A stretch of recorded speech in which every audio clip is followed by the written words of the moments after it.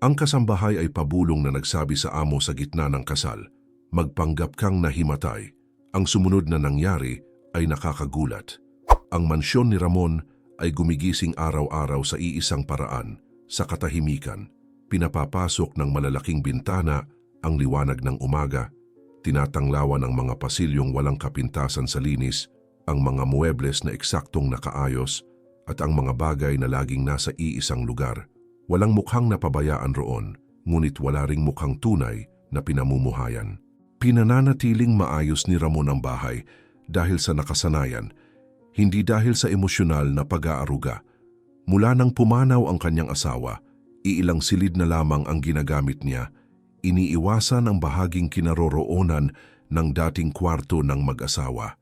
Sa tuwing kailangan niyang tumawid sa pasilyong iyon, binabagal niya ang lakad, humihinga ng malalim at nagpapatuloy ng hindi tumitingin sa mga saradong pinto.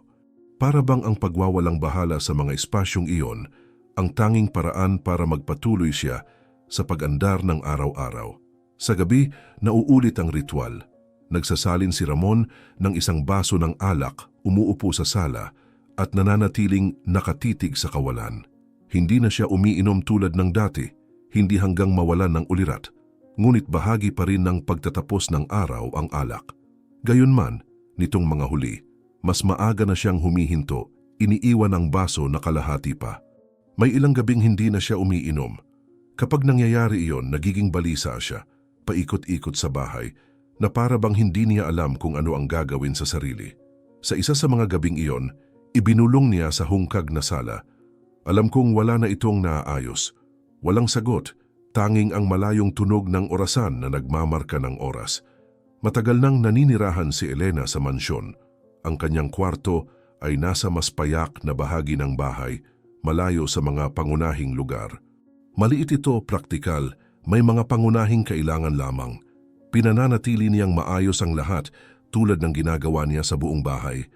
Ang ugnayan nila ni Ramon ay magalang at tama, hinubog ng mga taong tahimik na pagsasama.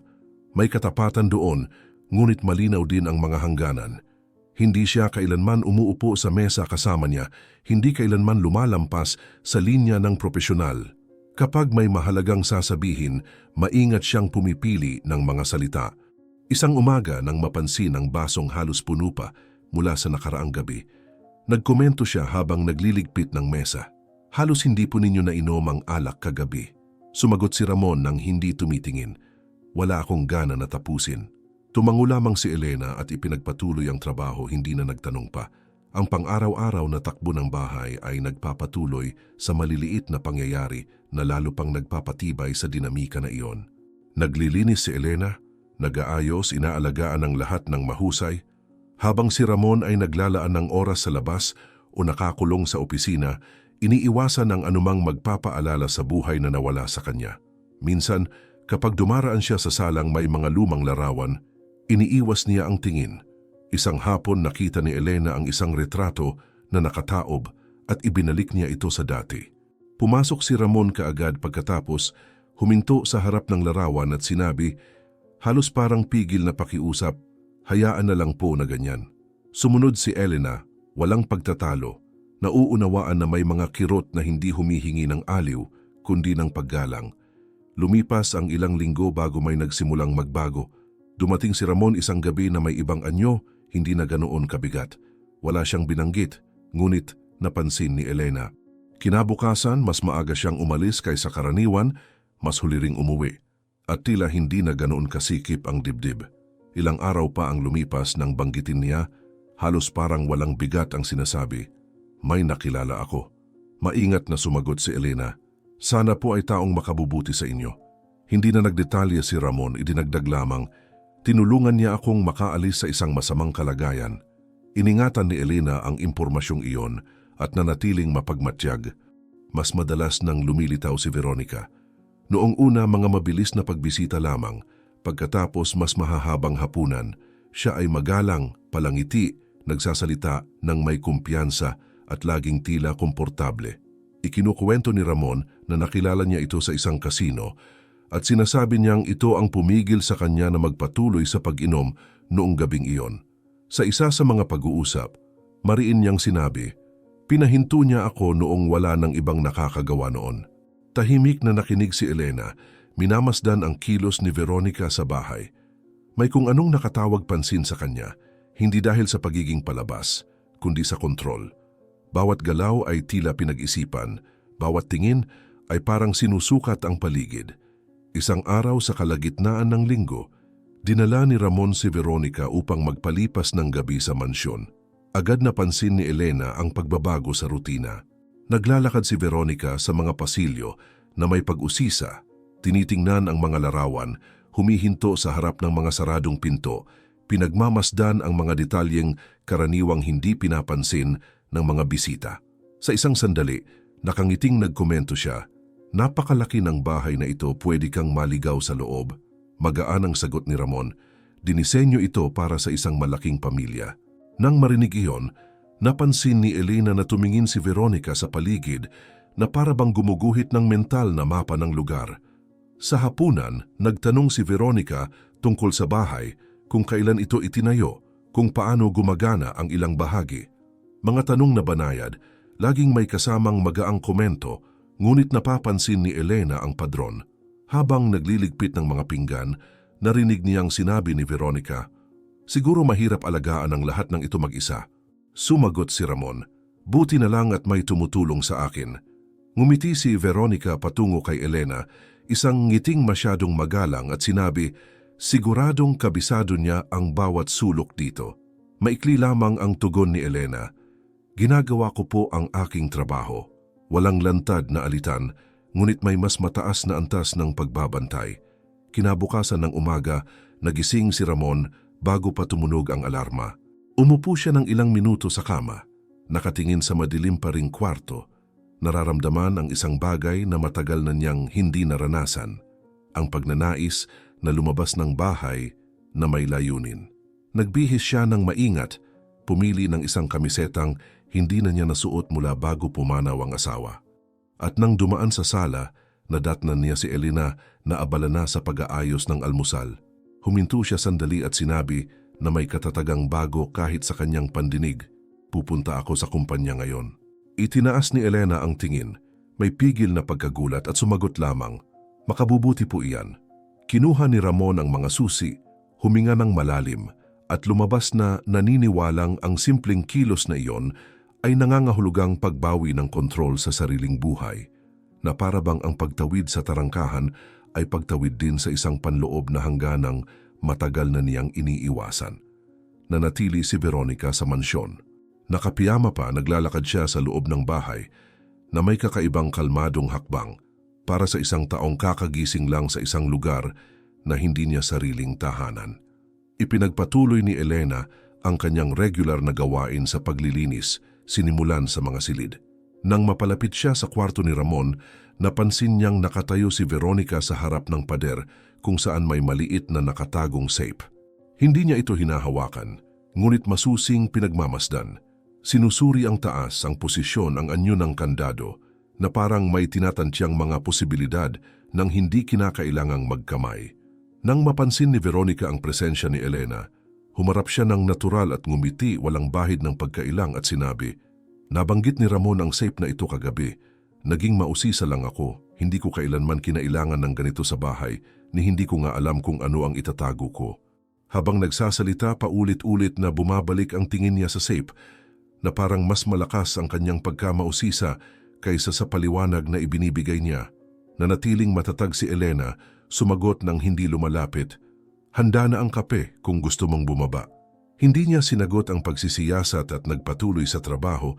Ramdam niyang ang pagkamausisang iyon ay hindi kasing inosente ng itsura nito. Makalipas ang ilang minuto, bumaba si Veronica sa kusina at umupo sa mesa na may pagiging pamilyar na ikinailang ni Elena.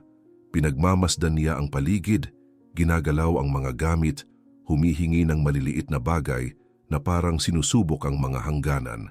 Sa isang sandali, nagkomento siya na may halos mapag-utos na tono, "Maaari mo bang dagdagan ng kape?" Sumagot si Elena nang hindi nagbabago ang boses, "May tinatapos pa akong ibang gawain ngayon, dadalhin ko kapag maaari na." Ngumiti si Veronica ng bahagya na parang hindi sanay makarinig ng pagtanggi at sinabi, Masyadong malaki ang bahay na ito para sa isang tao lang ang mag-alaga. Nagpatuloy si Elena sa paglilinis ng mesa at sumagot, "Ginagawa ko ang kinakailangan." Maikli ang palitan ngunit sapat para maging malinaw na kumikilos na si Veronica na parang may taglay na awtoridad sa espasyong iyon, isang bagay na tahimik na itinala ni Elena sa kanyang isipan. Samantala malayo sa mansyon, naglalakad si Ramon sa isang mataong kalye at pumasok sa isang tindahan ng alahas. Maingat niyang tiningnan ang mga display, pumili ng isang simpleng ngunit elegante na singsing at hinawakan ito sa kanyang mga kamay ng ilang segundo bago tuluyang magpasya.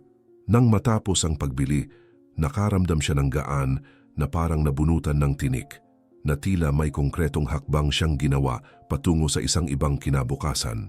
Paglabas ng tindahan, pinagmasdan niya ang singsing sa loob ng maliit na kahon at naisip na ang relasyong iyon ay maaaring maging emosyonal na katatagang kailangan niya upang tunay na muling alagaan ang kumpanya, upang tumigil na sa pag-iwas sa mga responsibilidad na naipapasa na lamang sa mga empleyado mula nang mamatay ang kanyang asawa.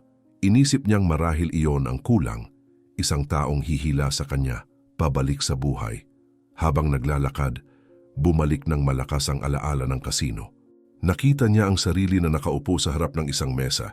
Ang baso ay paulit-ulit na pinupuno. Ang pakiramdam na wala ng ibang mahalaga. Naalala niya si Veronica na lumapit, inalis ang baso sa kanyang kamay at mariing sinabi, "Tama na, hindi mo na kailangan ito ngayon." Umalingaw-ngaw ang pangungusap na iyon sa kanyang alaala na parang isang malinaw na paghahati ng landas. Sa sandaling iyon, naniwala siyang iniligtas siya nito mula sa kanyang sarili, na walang sino man noon ang nagkaroon ng lakas ng loob na kumilos ng ganoon. Inisip niyang marahil siya ang pag-ibig ng kanyang buhay, isang taong dumating sa eksaktong sandali upang pigilan siyang tuluyang lumubog. Ang alaala ay nahalo sa pag-asa, lalong pinagtitibay ang desisyong kakagawa pa lamang niya. Sa pagtatapos ng araw, bumalik si Ramon sa bahay na may kakaibang sigla. Masiglang sinalubong siya ni Veronica, nagkukwento tungkol sa bahay, tungkol sa mga detalyeng napansin niya na parang ginugol niya ang buong araw sa paggalugad sa bawat sulok. Wala siyang napansing kakaiba, ngumiti lamang siya, masaya na makita siya roon. Maya-maya, inanyayahan niya itong lumabas at dinala sa isang eleganteng restaurant. Sa hapunan, nagkwento siya tungkol sa mga plano, tungkol sa muling pagpunta sa kumpanya, tungkol sa pakiramdam niyang muli niyang tinatahak ang tamang direksyon. Sa isang sandali, huminga siya ng malalim, kinuha ang maliit na kahon mula sa bulsa at sinabi na bahagyang nanginginig ang boses, "Ayoko nang mabuhay tulad ng pamumuhay ko matapos kong mawala ang aking asawa. Gusto kong bumuo ng bago at gusto kong ikaw ang kasama." Pinuksan ni Veronica ang kahon. Nakita ang singsing at agad na nagpakita ng labis na kasiyahan. Sinasabing iyon ang lahat ng matagal na niyang nais at handa na siyang simulan ang bagong yugto sa tabi niya. Malawak ang ngiti niya, perpekto ang reaksyon at nakaramdam si Ramon ng malalim na ginhawa na parang sa wakas ay tama ang kanyang nagagawa matapos ang napakaraming maling pagpili. Naniwala siya na ang pagsang-ayon na iyon ay nangangahulugan ng isang matatag na panibagong simula, na ang pangakong iyon ang patunay na ang kanyang buhay ay sa wakas ay bumabalik na sa ayos. Paglabas nila ng restaurant, mahigpit niyang hinawakan ang kamay niya, kumbinsidong natagpuan na niya ang tamang taong makakasama sa pagpapatuloy nang hindi iniisip na habang siya ay nakakakita ng katatagan at hinaharap, may iba ng mga kaisipang tahimik na binubuo. Habang nananatili si Ramon sa labas, naniniwalang ang kanyang buhay ay nagsisimula. Nang magkaroon ng mas matibay na direksyon, nagpatuloy si Elena mag-isa sa mansyon, pinananatili ang gawain gaya ng lagi niyang ginagawa. May kakaiba sa araw na iyon, isang hindi maipaliwanag na hindi komportabling pakiramdam na nagpapanatili sa kanya na alerto. Sinimulan niya sa paglilinis ng mga silid, pagpapalit ng mga kumot, pag-aayos ng mga bagay na naiwan sa hindi tamang lugar. Sinusubukang panatilihing abala ang isipan. Pagdating niya sa kwartong ginagamit ni Veronica, napansin niyang kakaiba ang pagiging maingat ng pagkakaayos, na parang walang dapat makatawag pansin. Gayunpaman, nang yumuko siya upang ituwid ang alpombra, may nahipo ang kanyang mga daliri na matigas sa ilalim ng kama. Maingat niyang hinila at nakakita ng isang maliit na kahon, simple ngunit mahigpit na nakasara. Nag-atubili si Elena bago ito buksan. Hindi niya ugali ang mangialam sa mga bagay na hindi kanya, ngunit may kung anong sa sitwasyong iyon ang nagtulak sa kanya na magpatuloy. Sa pagsisikap, nagawa niyang pilitin itong mabuksan at nakakita ng isang boteng mahigpit ang takip, may etiketa na hindi niya pamilyar.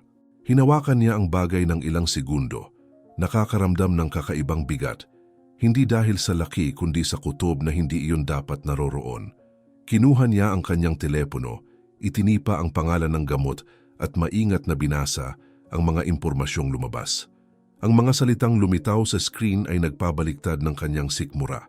Isa itong napakalakas na substansya, kayang magdulot ng malalalim na pagkawala ng malay, pagkawala ng paningin at maging bigla ang kamatayan kung maling ibinigay o ginamit ng walang kontrol medikal. Huminga ng malalim si Elena, sumandal sa gilid ng kama at marahang ibinulong sa sarili, hindi ito pangkaraniwan. Ngayon, isang mabilis na pahinga muna para maipagpatuloy naming maihatid ang mga kwentong ito na nagbibigay inspirasyon ng libre. Hinihiling naming isaalang-alang ninyong magbigay ng like at mag-subscribe sa channel. Magkomento ng salitang pagkaligtas sa mga komento. Maraming salamat at ipagpatuloy natin ang kwento. Sa kabila ng pagkabigla, sinubukan niyang magpakatino. Naisip niyang baka isang kontroladong gamot iyon, marahil ay iniinom ni Veronica ayon sa payo ng doktor at mas pinipiling itago. Ayaw niyang magmadaling humusga o lumikha ng problema kung saan maaaring wala naman. Maingat niyang isinara ang kahon, ibinalik ang lahat sa eksaktong pwesto at itinulak muli ito sa ilalim ng kama, pilit na kinukumbinsi ang sarili na wala pang dahilan para kumilos sa sandaling iyon. Gayunman nanatili ang pagkabalisa, sinundan siya hanggang sa natitirang bahagi ng hapon na parang anino. Pagsapit ng dapit hapon nang ipahayag ng tunog ng tarangkahan ang pagdating ni Ramon at Veronica. Umalingaw-ngaw ang boses niya sa loob ng bahay bago pa man sila tuluyang pumasok puno ng tuwa. Pabalik-balik si Veronica, masiglang kumikilos ang mga kamay, malakas ang tawa, ipinapahayag ang kanilang engagement na parabang kailangang malaman ng mga dingding. Minamasdan sila ni Elena mula sa malayo habang inaayos ang sala, sinusubukang panatilihing walang ipinapakitang emosyon. Masiglang ikinuwento ni Veronica na inaabisuhan niya ang mga kaibigan sa cellphone, napakabilis magsalita na wari nais ibahagi ang balita sa buong mundo. Nakangiti, tinanong ni Ramon kung ano ang walang tigil niyang tinatype at natural na sagot niya.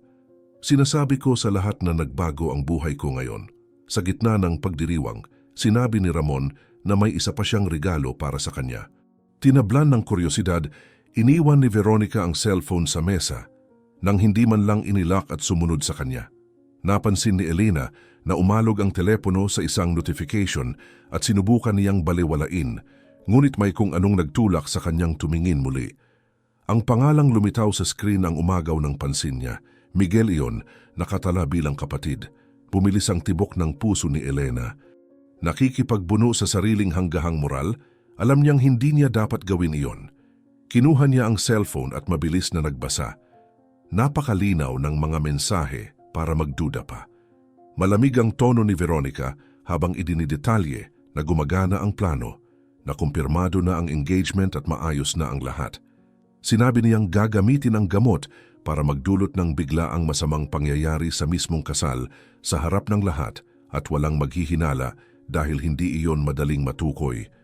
Binanggit niya ang kayamanan ni Ramon na parabang tiyak na at sinabi pang hahatiin niya ang lahat kay Miguel, nagpapasalamat sa tulong nito sa bawat yugto. Nanginig ang mga kamay ni Elena habang binabasa ang mga salitang iyon. Ang pagtataksil, ang kalkulasyon, at ang ganap na kawalan ng tunay na damdamin ay lantad doon, walang pagtatago.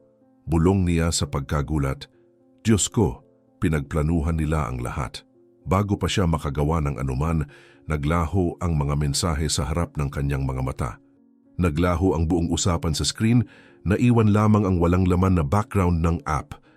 Ilang sandali siyang nakatigil, sinusubukang unawain ang nangyari hanggang sa mapagtanto niyang mga pansamantalang mensahe iyon nakaset na mawala matapos basahin. Isang lamig ang gumapang sa kanyang gulugod. Sapat na ang nakita niya para malaman ang katotohanan. Ngunit wala siyang konkretong ebidensya na maipapakita kay Ramon sa sandaling iyon. Ibinigay niya ang cellphone pabalik sa eksaktong pwesto kung saan niya iyon nakuha. Sinusubukang ayusin ang kanyang mga isip habang ang bigat ng natuklasan ay tila dumidiin sa kanyang dibdib. Bumalik si Veronica pagkaraan ng ilang sandali, nagliliwanag sa tuwa. Hinahanap ang cellphone para kumuha ng litrato ng regalo.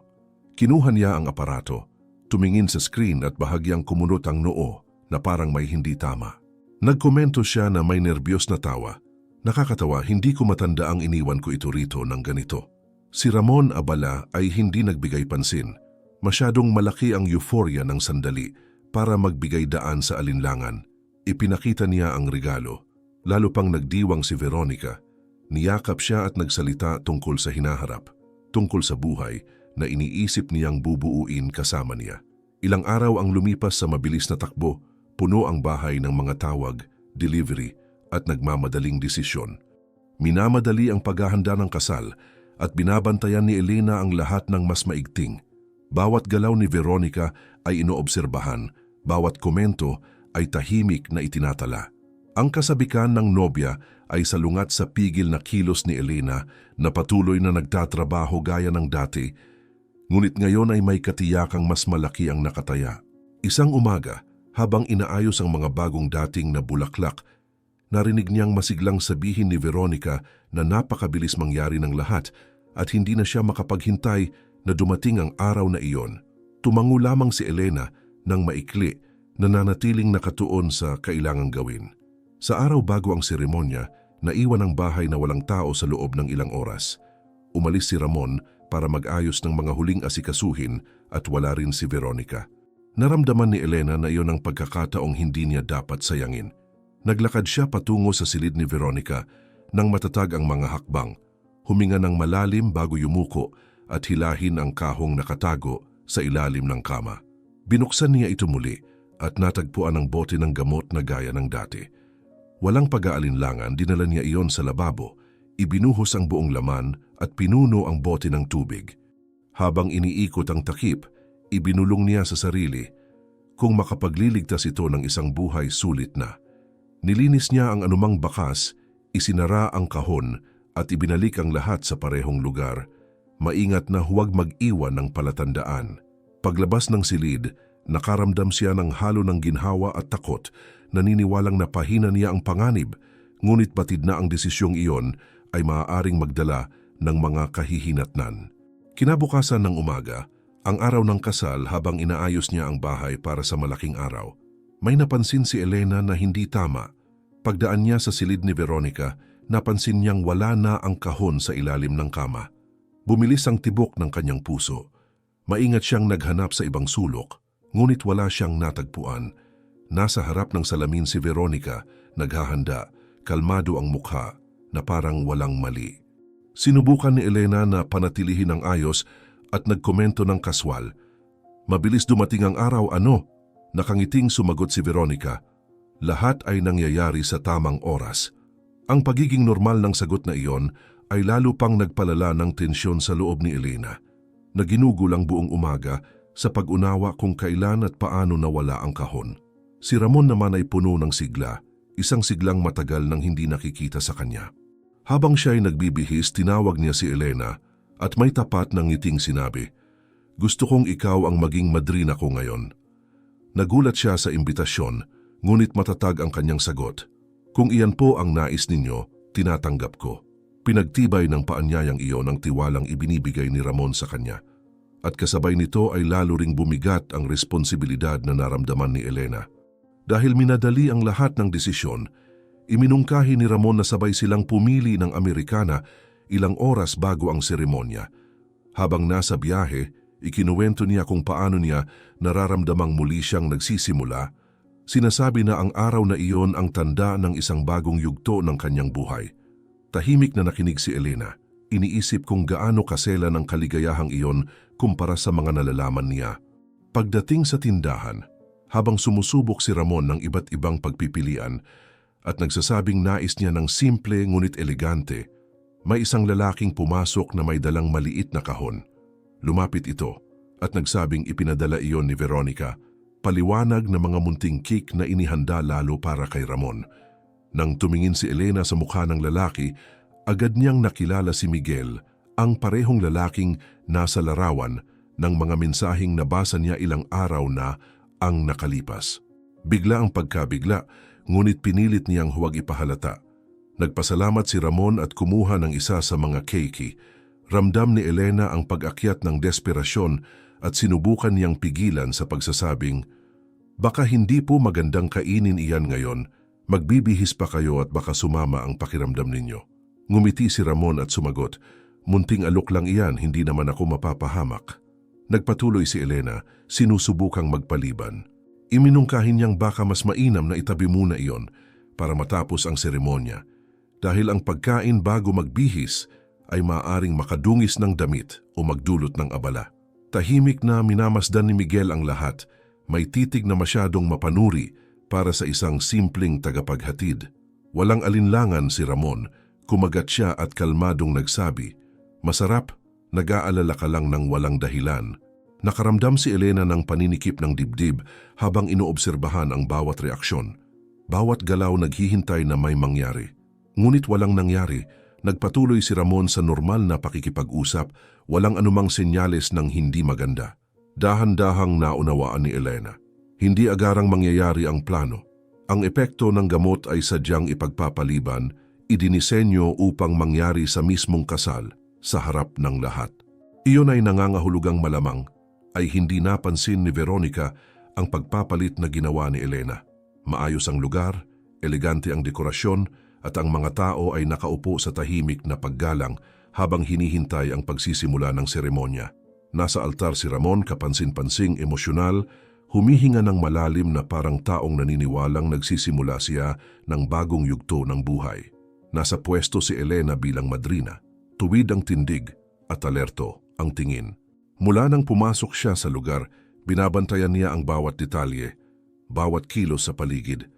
Ngunit laging bumabalik ang kanyang mga mata kay Veronica na wala pa sa paningin at malapit nang pumasok. Nagsimula ang musika at ang lahat ay napalingon sa pasukan. Lumitaw si Veronica na dahan-dahang naglalakad, suot ang perpektong damit. May ensayadong ngiti at ekspresyong pinagsasama ang damdamin at pananabik. Sa sandaling iyon, naramdaman ni Elena na wala ng oras para mag-atubili. Lumapit siya kay Ramon, bahagyang yumuko at nagsalita sa mababang tinig, ngunit puno ng pagkaapurahan. "Ramon, kailangan mong magtiwala sa akin ngayon. Higit kailanman, magpanggap kang sumama ang pakiramdam mo sa sandaling makarating siya rito." Lumingon siya, halatang naguguluhan, at bumulong ng may tensyon. "Nabaliw ka ba, Elena? Kasal ko ito." Nanatiling kalmado si Elena, ngunit mariing nagpatuloy. "Matagal na akong nagtatrabaho para sa iyo. Hindi pa ako kailanman humiling ng ganito. Seryoso ito. Kailangan mong magkunwaring nahimatay. Gawin mo ito para sa akin." Umiling si Ramon, sinusubukang unawain ang nangyayari. Ang kanyang tingin ay halo ng kaba at hindi paniniwala. Walang saysay ito, nakatingin ang lahat, magiging iskandalo ito. Huminga ng malalim si Elena at mas lumapit pa. "Alam kong mukhang walang katuturan, pero magtiwala ka sa akin. Hindi kita hihingan nito kung hindi ito seryoso. Ito lang ang paraan para maprotektahan ka ngayon." Nagkaroon ng maikling katahimikan sa pagitan nila, nabasag lamang ng tunog ng mga hakbang ni Veronica papalapit sa altar. Dahil sa bigat ng sandali at sa tiwalang nabuo sa loob ng maraming taon, dahan-dahang tumango si Ramon. "Sige, gagawin ko, pero ipapaliwanag mo sa akin ang lahat pagkatapos."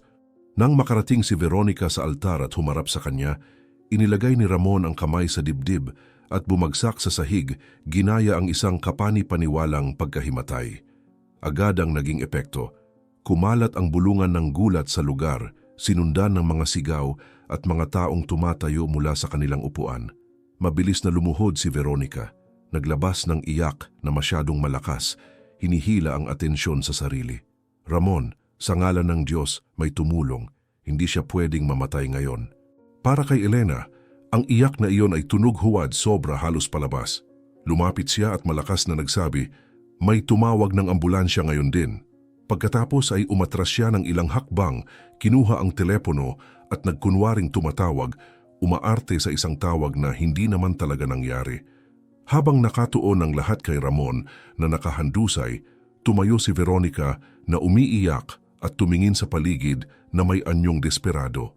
Hindi ko ito kaya, kailangan kong umalis dito. Agad na sumulpot si Miguel sa tabi niya, nag-aalok ng suporta at magkasama silang nagsimulang lumayo sa altar. Pinagmamasdan ni Elena ang bawat galaw, sinisiguro na gumagana ang plano. Lumabas si Veronica ng lugar na umiiyak pa rin, inaalalayan ni Miguel at dumiretso silang palabas. Nakita ni Elena nang pumasok sila sa isang sasakyan at mabilis na umalis, hindi man lang lumingon. Nang tuluyang mawala ang sasakyan, lumayo pa si Elena at ngayon ay tumawag na talaga. Kontrolado ang boses, ibinigay niya ang address ng mansyon at ipinaliwanag ang sitwasyon sa ilang salita. Humihiling ng agarang tulong. Makalipas ang ilang minuto, nagsimulang gumalaw si Ramon. Umupo siya sa sahig. Nagkunwaring nalilito hanggang sa tuluyan siyang tumayo. Kumalat ang katahimikan sa lugar nang siya'y makatayo at itaas ang mga kamay, humihingi ng pansin. Humihingi ako ng paumanhin sa inyong lahat. Bigla lamang akong nakaramdam ng hindi maganda, pero ayos na ako ngayon. Unti-unting kumalma ang mga tao, ang ilan ay nalilito pa rin. Ang iba ay halatang guminhawa ang pakiramdam. Huminto ang sasakyan sa harap ng mansyon na may kakaibang pakiramdam ng pagmamadali sa hangin. Pagbaba pa lamang ni Ramon, napansin niyang may mali. Hindi ganap na nakasara ang tarangkahan at ang pangunahing pinto ay bahagyang bukas. Lumingon siya kay Elena, naguguluhan at marahang nagsabi, sigurado akong iniwang nakasara ang lahat. Sumagot si Elena nang walang pag-aalinlangan. Iyan ang dahilan kung bakit ko ipinilit na bumalik tayo agad. Maingat silang pumasok, halos walang ingay, alerto sa anumang tunog na maaaring magmula sa loob ng bahay. Habang nasa pangunahing pasilyo pa rin sila, nakarinig sila ng mga boses mula sa itaas na palapag, kasabay ng malakas at tuloy-tuloy na tunog ng metal. Tunog iyon ng isang electric na lagari na pumuputol sa isang matigas na bagay. Namutla si Ramon nang makilala kung saan nagmumula ang ingay at marahang bumulong, sinusubukan nilang buksan ang safe. Gumawa si Elena ng sinyas para sa katahimikan at kinuha ang kanyang telepono. Muling tumawag sa pulisya, ipinapaalam na ang mga suspek ay nasa loob pa rin ng bahay. Habang naghihintay, dahan-dahan silang umakyat ng ilang baitang, pinananatili ang sapat na distansya upang hindi mapansin. Lalong lumakas ang tunog ng lagari habang papalapit sila sa silid. Malinaw na ngayon ang mga boses, si Veronica ay nagsasalita ng may kaba. Nagrereklamo na mas matigas ang metal kaysa sa inaakala niya, habang pinipilit ni Miguel na pakalmahin siya at ipagpatuloy ang ginagawa. Nakaramdam si Elena ng buhol sa lalamunan nang mapagtanto kung gaano kaplanado ang lahat. Ilang minuto ang lumipas, papalapit ang tunog ng mga sirena at napuno ang bahay ng mabilis na mga yabag. Pumasok ang pulisya ng may determinasyon, diretso sa silid ang kanilang galaw. Nahuli sina Veronica at Miguel sa harap ng safe, suot pa rin ang kanilang mga damit mula sa kasal. Marumi ng alikabok na metal, ang lagari ay nakabukas pa at nakapatong sa sahig. Napasigaw si Veronica sa matinding desperasyon nang mapagtanto niyang tapos na ang lahat. Sinubukan ni Miguel na umatras, ngunit agad siyang napigilan. Pinagmamasdan ni Ramon ang eksena nang hindi lubos na maunawaan ang kanyang nakikita. Hindi ito maaring nangyayari, paulit-ulit niyang sambit habang parehong ginagapos ang dalawa. Sa harap nila, huminga ng malalim si Elena at nagsimulang magsalita. Ngayon ay wala ng takot. Natagpuan ko ang gamot na nakatago sa kwarto niya. Sinaliksik ko at nalaman kung ano ang epekto nito. Pagkatapos ay nakita ko ang mga mensahe na may buong detalyadong plano. Nagwala si Veronica, wala sa sarili, at sumigaw, "Wala kang karapatang galawin ang mga gamit ko." Nanatiling matatag ang boses ni Elena. May tungkulin akong pigilan na may mamatay. Tumingin si Ramon kay Veronica, puno ng hindi makapaniwala ang kanyang mga mata, at nagtanong, kung ganoon, kasinungalingan lang ba ang lahat ng ito? Nervyosong tumawa si Veronica at galit na sumagot, "Talaga bang inakala mong minahal kita ng ganon? Ang kamatayan mo ang magbibigay sa akin ng akses sa lahat. Hindi ko kailangang maghintay. Kailangan ko lang magmukhang aksidente." Sinubukan ni Miguel na sumingit, sinasabing walang magiging problema kung nasunod lamang ang plano gaya ng napagkasunduan, ngunit agad siyang pinatahimik. Nagpatuloy si Veronica sa pagsasalita, ibinubuhos ang lahat ng naipong pagkadismaya. "Kung may magkamali man, sasabihin kong ninakawan kami na ako ang biktima, walang maghihinala sa akin." Nangihina ang mga binti ni Ramon sa mga narinig. Sumandal siya sa pader at ipinikit ang mga mata ng ilang segundo. Sinusubukang harapin ang pagkabigla. Lumapit si Elena at idinagdag, "Pinalitan ko ng tubig ang laman ng bote. Iyon lang ang paraan na nakita kong makakabili ako ng oras." Inihatid ng pulisya sina Veronica at Miguel palabas ng bahay. Habang patuloy pa rin siyang sumisigaw, sinasabing nararapat lamang kay Ramon ang lahat ng iyon dahil naniwala siya sa isang madaling pag-ibig. Ang katahimikang naiwan pagkatapos ay mas mabigat pa kaysa sa ingay ng lagari. Nanatiling nakatayo si Ramon ng ilang sandali, nakatingin sa safe na nanatiling buo na para bang naroon ang huling patunay ng lahat ng muntik na niyang mawala. Humarap siya kay Elena at mahinang sinabi, pagod ang tinig, "Iniligtas mo ang buhay ko." Sumagot siya ng walang labis na emosyon, "Ginawa ko lang ang sa tingin ko ay tama." Sa mga sumunod na araw, unti-unting pumasok ang mansyon sa isang mabagal na proseso ng muling pagsasaayos. Wala na ang pagmamadali, ni ang mga paghahanda sa kasal na nagkalat sa bahay. Inalis ang mga bulaklak, binaklas ang mga kahon, at ibinalik sa tamang lugar ang bawat bagay.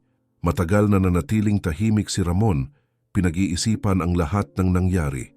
Isang hapon habang pinagmamasdan ang hardin, sinabi niya kay Elena, "Sinubukan kong pilitin ang isang bagong pag-ibig dahil inakala kong mabubura nito ang nawala sa akin." Maingat ang sagot niya, "May mga bagay na hindi nabubura, natututuhan lamang dalhin."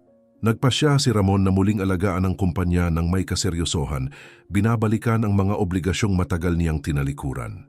Mariin niyang sinabi, "Kailangan kong mamuhay ng may mas malaking pananagutan sa sarili ko at sa lahat ng aking binuo.